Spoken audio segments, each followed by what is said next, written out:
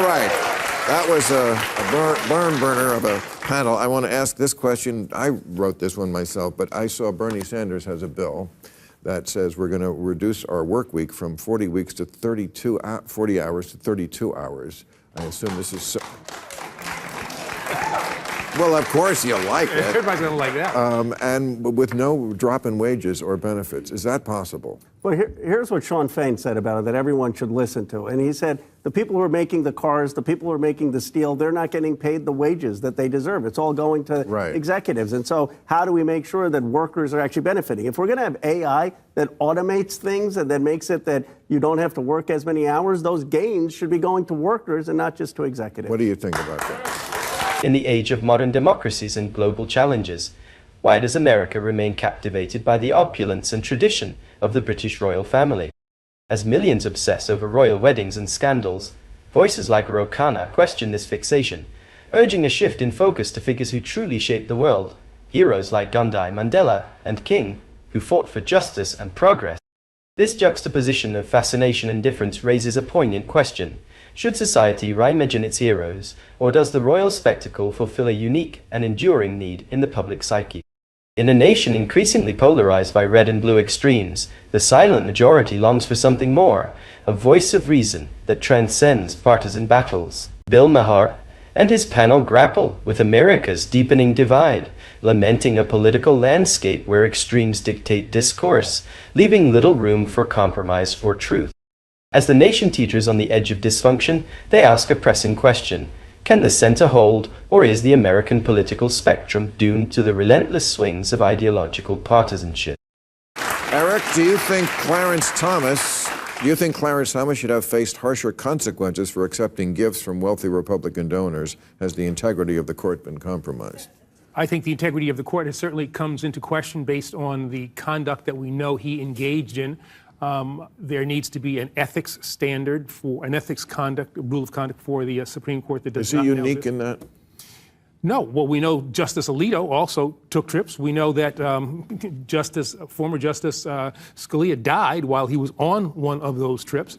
And the reality is that I think the court's legitimacy. No Democrats on trips. I'm just asking. Not that I'm aware, although there have been justices who apparently forced Democratic-appointed justices who asked people to buy certain numbers of books before they would appear. I've read that, right. And so I think that the court itself is, its legitimacy is being questioned, I think, legitimately on the basis of the decisions that they've made, but also the conduct that they engage in. They're kind of removed, I think, from the normal strictures that those in the legislative branch and the executive branch have to go through. And it's why I think that justices should only serve 18-year terms. They get on there. The Supreme Court, often hailed as the ultimate arbiter of justice, now finds itself under scrutiny as questions of ethics and accountability cast a shadow over its reputation. Former Attorney General Eric Holder condemned the glaring absence of ethical standards governing the justices, stressing the urgent need for reform to safeguard the court's legitimacy. The controversy surrounding Justice Clarence Thomas, accused of accepting lavish gifts from wealthy donors, has brought bipartisan concerns to the forefront, revealing cracks in the integrity of an institution that should remain beyond reproach. As trust in this critical branch of government wavers, the call for transparency and accountability grows louder, challenging the court to uphold its foundational promise of impartial justice.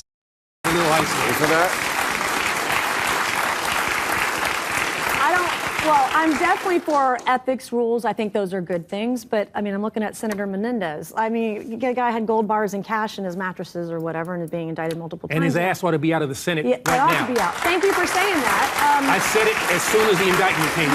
Well, I have late-breaking news. He says he's going to run now as an independent, or he's thinking about it. I read Bob that Menendez. too. Yeah. That is some big balls. Hunter Biden doesn't have any balls, but that guy's got... Too big. Right. Balls have to be the right size. I think we can come to a bipartisan agreement on that, can't we? I mean, geez. Not too small, not too big. I'm not going. Goodbye, Menendez. I have brass balls in my office, so I'll say that. You deserve them. Yeah. Unlike lower federal courts, the U.S. Supreme Court does not have a binding code of conduct. This absence creates a gap in transparency and accountability, leaving ethical lapses to the discretion of the justices themselves. Justice, Clarence Thomas has faced criticism for failing to disclose luxury trips and gifts funded by wealthy Republican donors. These revelations raise questions about conflicts of interest and whether such relationships could influence judicial decisions. The issue of Supreme Court ethics transcends party lines.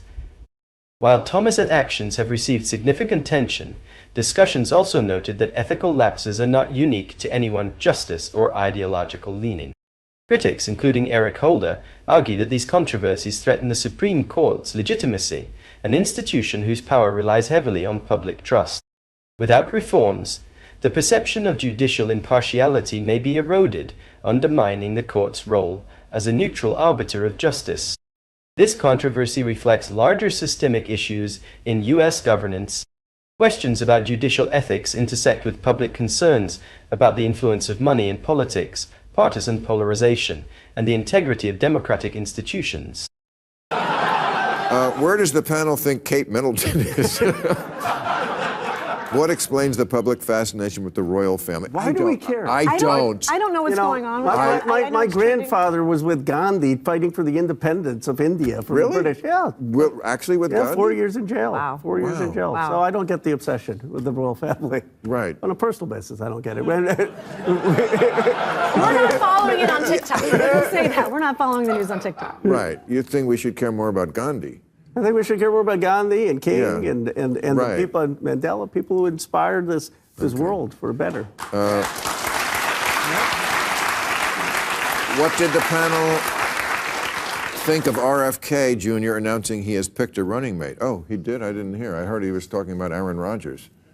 That's what he's trying. Aaron Rodgers or Jesse Ventura? Oh, well, this says... No, I mean, that's what... Yes, I know, he was. Yeah. No, this says he has picked one, but maybe there goes your slot. There goes your slot. Is it you? Is it you, Bill? No, it's...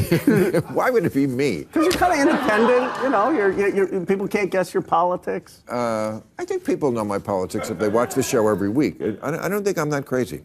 No, you're not crazy. No, You're a crazy classical listener. Right. No, I just think you're independent. Right. I mean, I just don't understand why everything in this country has to always be from one extreme to the other. You know, either. I think most people are where you are. Yes. I think most people are where you are, and they don't want that binary choice. But I think there's two types of people. There's people who have to be right all the time, and those that just want to seek out the truth. And I think most of Americans just want the truth. They just want it out there. Right. The enduring fascination of Americans with the British royal family continues to puzzle many observers. Congressman Ro Khanna voiced his bewilderment over this obsession, contrasting the public's near-reverential interest in royal weddings and scandals with the relative neglect of transformative figures like Gandhi, Mandela, and King, leaders who championed justice and freedom on a global scale. This disparity raises a thought-provoking question. Why do the symbols of monarchy, rooted in privilege and tradition, captivate a democratic society that prides itself on its rejection of such systems? The debate underscores a deeper tension between entertainment-driven culture and the acknowledgement of historical figures who have shaped the world through profound sacrifice and vision. Thank you for watching. If you enjoyed this content and want to stay updated on more thought-provoking discussions, don't forget to like, comment, and subscribe to the channel. Hit the notification bell so you never miss an update. Your support means everything. Thank you and see you next time.